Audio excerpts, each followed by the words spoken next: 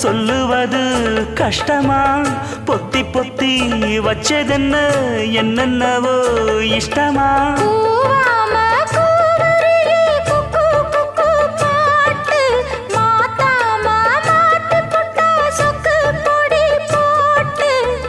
யாரிடத்தில் உன் மனசு போச்சு